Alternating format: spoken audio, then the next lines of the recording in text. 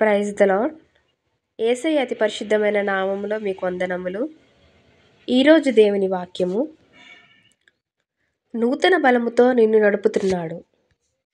పక్షిరాజు యవనము వలె నీ యవనము క్రొత్తదగుచుండునట్లు మేలుతో నీ హృదయమును తృప్తిపరచుచున్నాడు.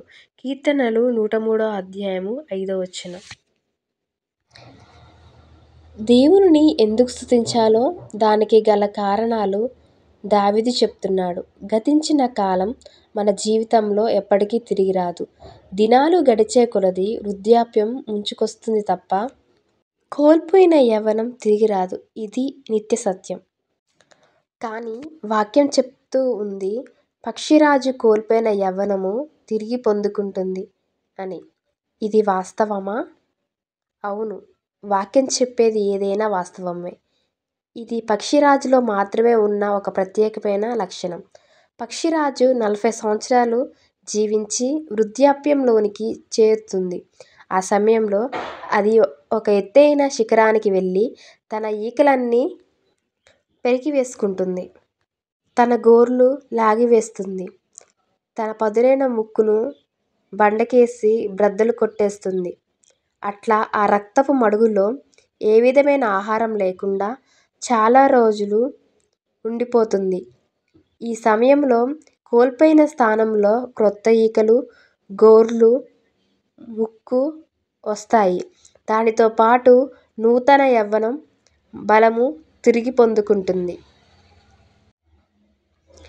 మరలా మరొక 30 సంవత్సరాలు జీవించి తర్వాత మరణం అవుతుంది. అయితే ఇక్కడ ఒక విషయం గమనించాలి.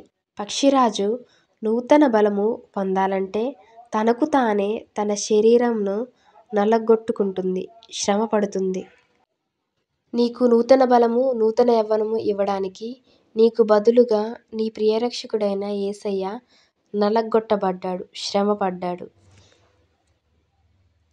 మేలుతో నీ హృదయాన్ని తృప్తిపరచాలని నీ స్థానాన్ని ఆయన తీసుకున్నాడు. ఇంత చేసిన ఆయన కోసం నీవేమి చేయగలవు? విరిగి నలిగిన హృదయంతో ఆయన పాదాల చెంత చేరి రక్షణ పాత్రను చేతపుచ్చుకొని ఆ ప్రియ రక్షకుణ్ణి స్తుతించు. అది చాలు. అంతకు మించి దేనిని నీ నుండి ఆయన ఆశించడు. ప్రార్థన చేసుకుందాం. పాత జీవితాన్ని వదిలిపెట్టి నూతన జీవితానికి మనం వచ్చాం కాబట్టి పాత జీవితాన్ని వదిలిపెట్టి నూతనమైన జీవితాన్ని ప్రారంభించలాగా మనం ప్రార్థన చేసుకుందాం. మా ప్రియ పరలోకపు తండ్రి, మీ పవిత్రమైన నామమునకు వందనములు. మా పాప జీవితమును నూతన పరచుటకు మా కొరకు నలగొట్టబడ్డారు, మా కొరకు రక్తం చిందించారు, మా కొరకు మరణించారు. మీ ప్రేమను వెలకట్టలేము. ఏమిచ్చి మీ రుణం తీర్చగలము? కపట నటనాలు లేకుండా మా విరిగి నలిగిన హృదయాన్ని మీ ప్రియ కుమారుడు, మా రక్షకుడైన యేసయ్య నామంలో మీకు అర్పిస్తూ ప్రార్థిస్తున్నాం తండ్రి. Amen, amen, amen. అందరికీ నూతన సంవత్సర శుభాకాంక్షలు. Happy new year. Please subscribe my channel. Thank you for watching.